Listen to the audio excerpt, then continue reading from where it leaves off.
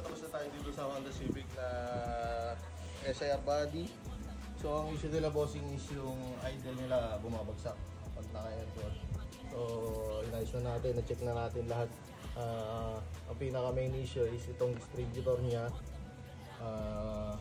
Masyadong delay yung timing ng distributor.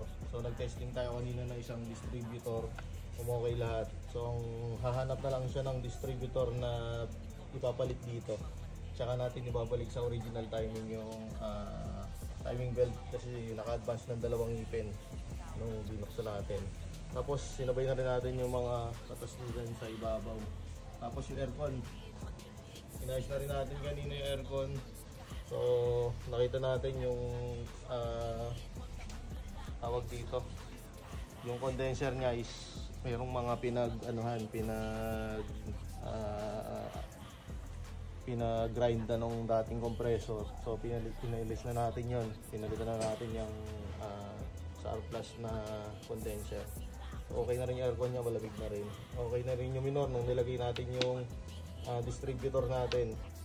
Tapos yung idle niya okay na din, fix na din. Saka yung hard starting, so yung mga grounding kit nilinis lang natin, nag-okay na yan. Tapos ano pa ba, nilinis na rin natin yung throttle tsaka IACP, tsaka ito ba ang ginawa natin, magpalit tayo ng spark plug seal tsaka valve cover gasket kasi may nagli-leak siya dito kasi yung spark plug seal nya matitigas na. So ayan sila bossing, Taguig. Ito na lang bossing, mapalitan natin. Yun, okay. Honda!